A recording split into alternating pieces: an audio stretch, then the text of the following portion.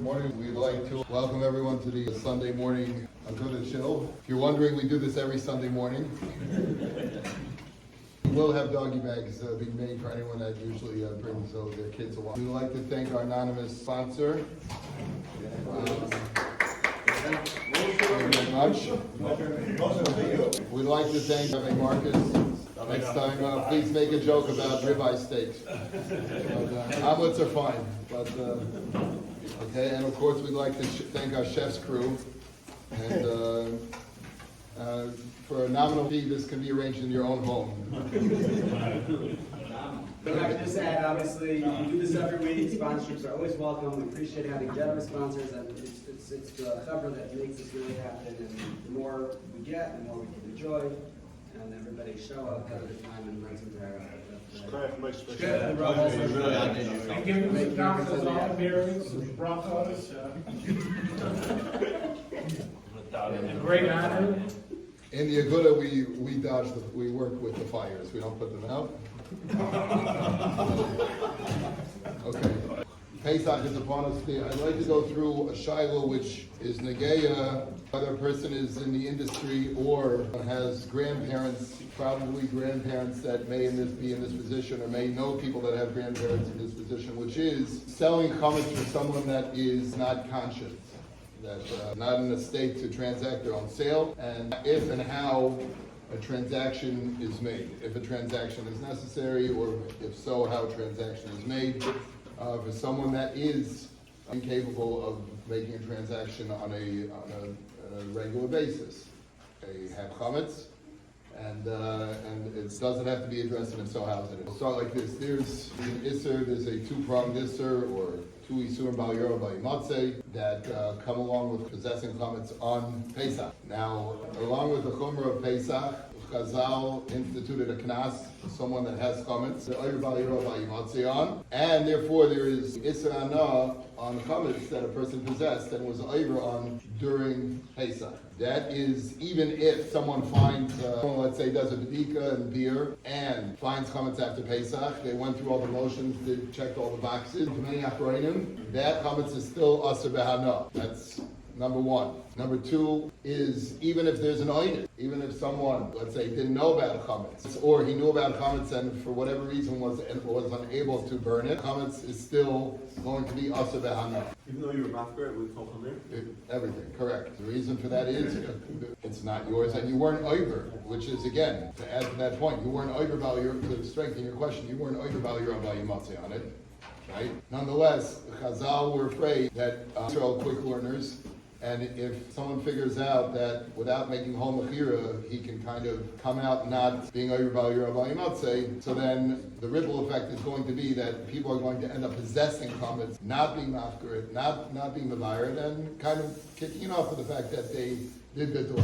So, as a protective move, Chazal said that it's going to be aser no, even if someone not going to be over bal yimatzeh. So, the question comes to someone that is incapacitated and cannot rid themselves of chametz, so then that means that neither they nor their family will be able to benefit from that chametz after Pesach. If you have someone, for whatever reason, that's incapacitated and not able to transact a sale, and not able to make, let's say, their own vegan bittul, that chametz is going to be aser behana. So it certainly is negeya. Knas is extended to somebody who can't physically do anything about it. So we'll see. That possibly the lashon of the mechaber is that if it's b'shoigig or b'oinus, let's say I knew about it and I just couldn't get to it. Nonetheless, that's going to be aser behana. That's the din. And the din again is because it's a protective measure. One eighth is to sell, that you can sell for this person.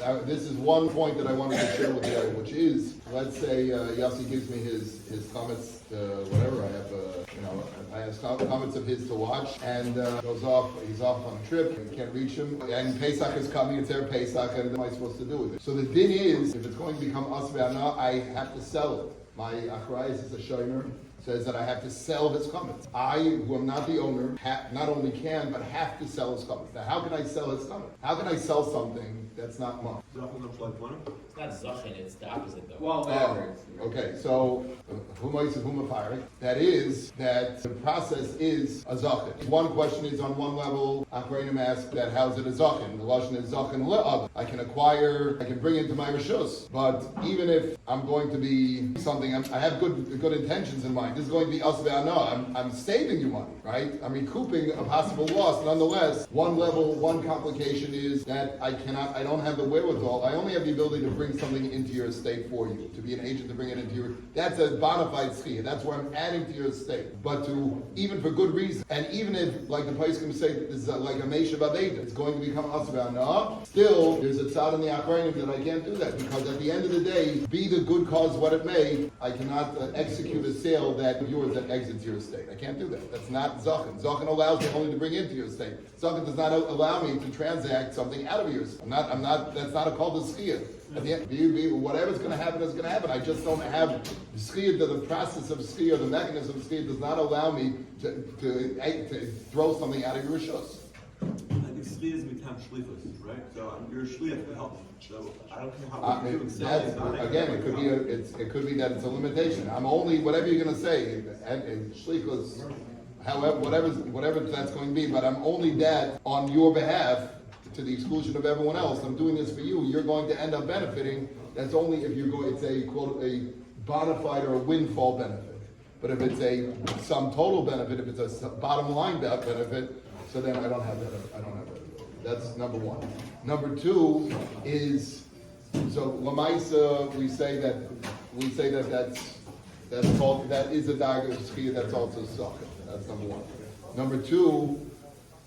Another discussion that has to be that we have to, another point that we have to speak out is why do we even have to discuss zachin? At the end of the day, I'm holding on to your money. It's not. I'm not selling something. I'm making an exchange to transfer to make a value transfer. I'm not just selling. Hold on. Let's say it would be a value exchange benefit. So here in a way that's a zachin. It's like a Shabbos Aveda, we find something. Right, the place can say that, right, so it's a meishav aveda, but at the end of the day, I have to come on to a transaction. The bench is something that Shali mentioned, which is that not all oinsim are the same.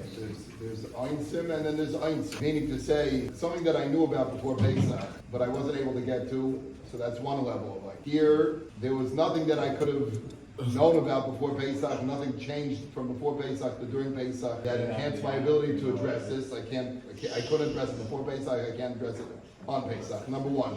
Number two is the Mir Yeshiva brings down a case of someone who left wheat in his mill, and which is not chametz, and the guy found the wheat in the mill, and he grinded it, and he made flour from it, and he baked a challah with it, and he came on the last day of Pesach, he came to his friend, and he said, look what I made for you. So this was the Yid's flour, and therefore the Yid's bread. And the question is that also on Pesach? Is that also on Pesach or not? Also, I'm sorry, after Pesach. Is it also after Pesach or not? So, Lamaisa, the Beis Meir says that loy kol ha'insin shavim. That if there's a difference between chametz that you knew about and you weren't able to address, for the reason that we discussed, and chametz that you didn't even know about before Pesach, or you weren't even able to address before Pesach. Chametz that you weren't even able to address conceptually before Pesach, and therefore when we cross into the Pesach, you're not able to address. So then another tzad in the place community says that this person would be something similar to that, which is that this person was incapacitated. They weren't able to address this chametz before Pesach, and on Pesach their condition hasn't changed. So it could be that they're not even chayiv.